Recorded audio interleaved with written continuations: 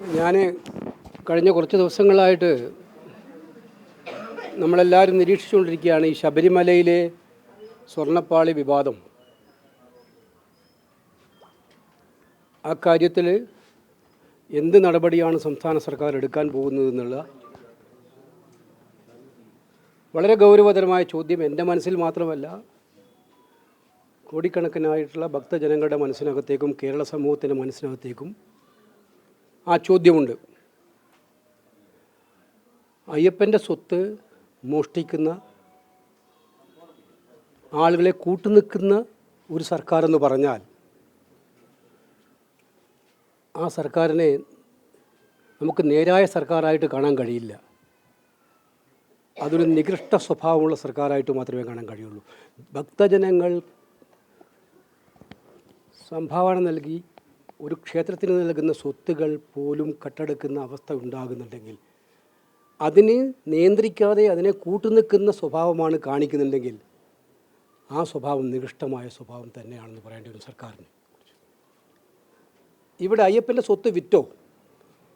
ഈ ഒരു ചോദ്യമാണ് കേരളത്തിലെ ജനങ്ങളുടെ മുന്നിൽ കഴിഞ്ഞ കുറേ ദിവസങ്ങളായിട്ടുള്ള ചോദ്യം. സ്വർണ്ണപ്പാളി നന്നാക്കിയെടുക്കുന്നതിന് വേണ്ടി കൊണ്ടുപോയി. 2000 മുതൽ 2019 വരെ നാണയമുറിയിലുണ്ടായിരുന്നു. ഈ പറയുന്ന സാഹചര്യങ്ങളിൽ വളർന്നു 19 കൊല്ലം വേണ്ടാത്ത കാര്യം 19-ന് തീരുമാനിച്ചു.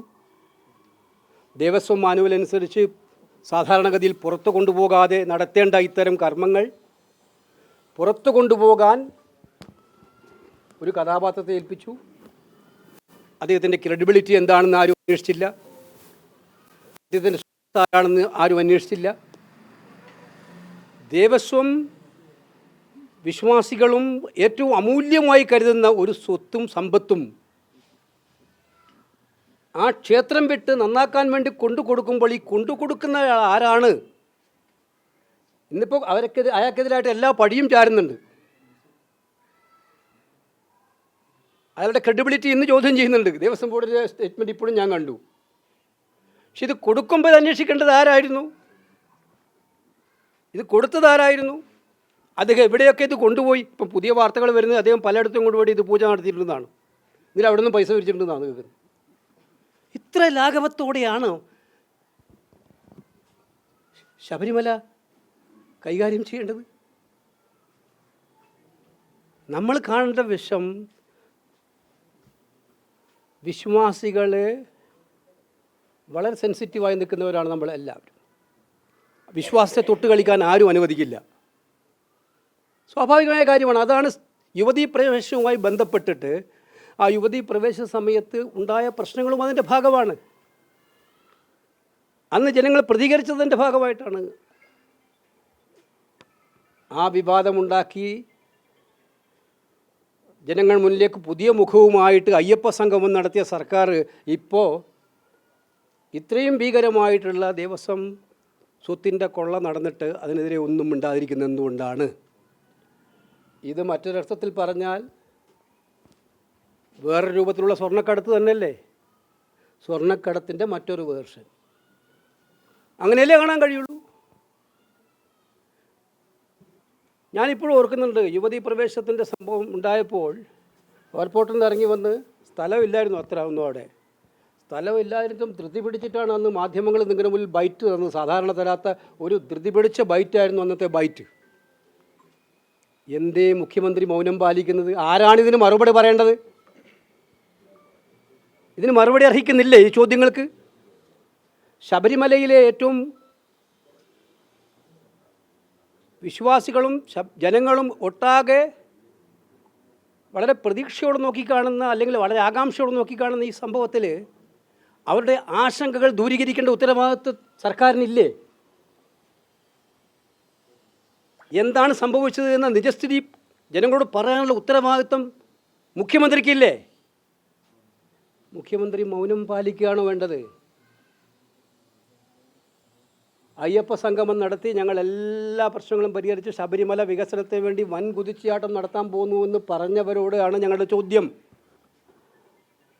അയ്യപ്പൻ്റെ കയ്യിലുണ്ടായിരുന്ന സ്വത്ത് കട്ടുകൊണ്ടുപോയതിനെതിരായിട്ട് ശക്തമായിട്ടുള്ള നടപടി എടുത്തിട്ട് ആ കാര്യത്തിൽ ഉള്ളവർക്ക് ഉത്തരവാദിത്വമുള്ളവരെ പിടിച്ച് പുറത്താക്കിയിട്ട് വേണം വികസനത്തെക്കുറിച്ച് പറയാൻ മുഖ്യമന്ത്രിക്ക്, അല്ലെങ്കിൽ ആരോടാണ് ഈ പറയുന്നത്? ഇത് അങ്ങേയറ്റം അപലപനീയ കാര്യമാണ്. ഇതിനകത്ത് കേരള സമൂഹത്തിന് മറുപടി കിട്ടിയേ പറ്റൂ. മുഖ്യമന്ത്രി തുറന്നേ പറ്റൂ ഇക്കാര്യത്തിൽ. ഈ കാര്യത്തിൽ എന്താണ് സംഭവിച്ചത്? ഉണ്ണികൃഷ്ണൻ പോറ്റി ആരേൽപ്പിച്ചിട്ടാണ് കൊണ്ടുവന്നത്? ദേവസ്വം മാനുവൽ പോലും ലംഘിച്ചിട്ടാണ് എന്ന് ദേവസ്വം പ്രസിഡന്റ് തന്നെ പറയുന്നു. അങ്ങനെയാണെങ്കിൽ ആരാണ് അതിന് ഉത്തരവാദി? ഈ കാര്യങ്ങൾ കേരള സമൂഹം അറിയണം, വിശ്വാസലോകം അറിയണം. അതിനു വേണ്ടിയിട്ടുള്ള നടപടി ഉണ്ടായേ മതിയാകൂ എന്നുള്ള കാര്യത്തിൽ ഞങ്ങൾക്കെല്ലാം നിർബന്ധ ബുദ്ധിയുണ്ട്. ഇതാണ് എനിക്ക് ഈ വിഷയത്തിൽ പറയാനായിട്ടുള്ളത്.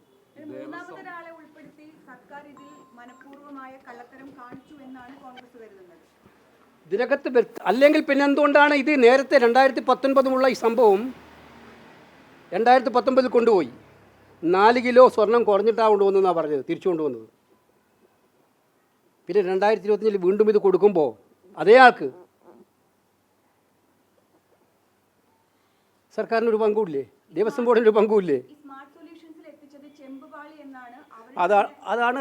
അതാണ് ഞെട്ടിപ്പിക്കുന്നത്. അതാണ് ഏറ്റവും വലിയ ഞെട്ടിപ്പിക്കുന്ന കാര്യം. അവിടെ നമുക്കെല്ലാവരും കണ്ടത് 2000 ഉണ്ടായിരുന്നത് സ്വർണ്ണപ്പാളിയായിരുന്നു. അതെങ്ങനെ ചെമ്പുപാളിയായി? ഇതെല്ലാം ആളുകളുടെ മനസ്സിലുള്ള സംശയങ്ങളല്ലേ? ഈ സംശയങ്ങൾ ദൂരീകരിക്കാനുള്ള ഉത്തരവാദിത്വം ആർക്കാണുള്ളത്? ദേവസ്വം വിജിലൻസിൻ്റെ മുന്നിൽ വെച്ചല്ലേ ഇതെല്ലാം നടന്നിരിക്കുന്നത്. ഞാൻ ഒറ്റ കാര്യം ചോദിച്ചിട്ട്, ദേവസ്വം വിജിലൻസിനോട് ചോദിച്ചിട്ടാണോ ഈ സ്വർണ്ണപ്പാളി എടുത്തു കൊടുത്തത്?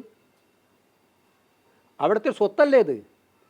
ആ സ്വത്ത് എടുത്ത് കൊടുക്കുമ്പം ദേവസ്വം വിജിലൻസിന് അഭിപ്രായം എടുത്തിട്ടുണ്ട്. അപ്പോൾ ദേവസ്വം വിജിലൻസ് എന്ത് ചെയ്യാൻ പറ്റുന്നതാണ്? ഈ ദേവസ്വം വിജിലൻസിന് അവിടെ എന്ത് ചെയ്യാൻ പറ്റും? ക്രൈംബ്രാഞ്ചിന് എന്ത് ചെയ്യാൻ പറ്റും? ഇതിനകത്ത് ഹൈക്കോടതി ഇക്കാര്യത്തിൽ ഇടപെടുന്നുണ്ടെന്നുള്ളത് ഏറ്റവും സ്വാഗതാർഹമായ കാര്യമാണ്, പ്രൊയാക്റ്റീവായിട്ട്. ഞാൻ ആവശ്യപ്പെടുന്നത് ഹൈക്കോടതി മോണിറ്റർ ചെയ്യുന്ന ഒരു എൻക്വയറി കൊണ്ട് മാത്രമേ ഇതിൻ്റെ സത്യാവസ്ഥ പുറത്തു കൊണ്ടുവരാൻ പറ്റുള്ളൂ. അത് ഏത് ഏജൻസി ആയാലും, ഏജൻസി ആയിക്കോട്ടെ, ഹൈക്കോടതി നേരിട്ട് നിരീക്ഷിക്കുന്ന ഒരു ഏജൻസി ഇത് അന്വേഷിക്കണം. അപ്പോൾ അതിന് ഒരു ഓഡിറ്റ് പ്രഖ്യാപിക്കണം ഗവൺമെൻറ് അടിയന്തരമായിട്ടും. ശബരിമലയിലെ സ്വത്ത് എത്രയുണ്ട്, സ്വർണം എത്ര കിട്ടിയിട്ടുണ്ട്, പണം എത്രയുണ്ട്, ഈ കാര്യത്തിലൊരു ഓഡിറ്റ് എത്ര വർഷങ്ങളിൽ, ഓരോ വർഷവും വരുന്ന പണത്തിൻ്റെ കണക്കുണ്ട്. അത് ഏകദേശം വേഗമായിട്ടൊന്ന് പറഞ്ഞു പോവാണ്. അറിയാൻ താല്പര്യമുണ്ട്. കൊടുക്കുന്ന കൂട്ടത്തിൽ നമ്മളെല്ലാവരും ഉണ്ട്, അവിടെ കാണിക്കിടുന്ന കൂട്ടത്തിൽ കേരളത്തിലെ ഭക്തജനങ്ങളെല്ലാവരും ഉണ്ട്.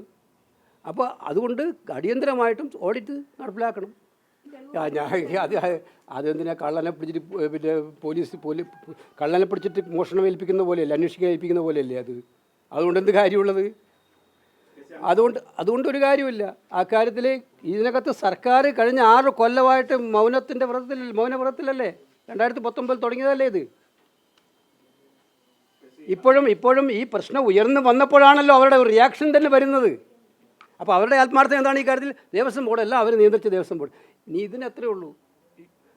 ദേവസ്വം ബോർഡിൻ്റെ ഉത്തരവ് ചുമതല ഏറ്റെടുക്കുന്നത് വിശ്വാസികൾക്ക് സുഗമമായ അയ്യപ്പ ദർശനം നടത്താൻ വേണ്ടി ശബരിമലയെ ഒരുക്കുന്നതിന് വേണ്ടിയിട്ടാണോ? അല്ല, അവിടെ ഉണ്ടാകുന്ന അയ്യപ്പന് ഭക്തജനങ്ങൾ നൽകുന്ന സ്വത്തുകൾ അടിച്ചു മാറ്റാനാണോ?